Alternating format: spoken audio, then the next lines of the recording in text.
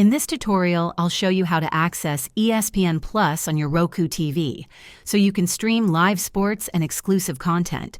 Let's get started.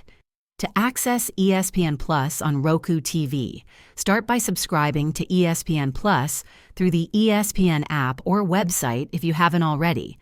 Next, go to your Roku home screen and search for the ESPN app in the Roku channel store. Install the app, then open it and select Sign In or Activate. You'll see an activation code displayed on your screen. Visit espn.com/activate on your computer or mobile device. Log in to your ESPN account and enter the code to link your Roku TV. Once activated, return to the ESPN app on your Roku TV. You can now stream live sports, highlights, and exclusive ESPN Plus content directly on your TV. For offline viewing, download eligible content on your phone or tablet while connected to Wi-Fi and watch later. Ensure your Roku TV is connected to a stable internet connection for uninterrupted streaming.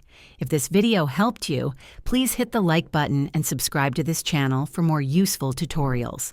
Thanks for watching and enjoy ESPN Plus on Roku TV.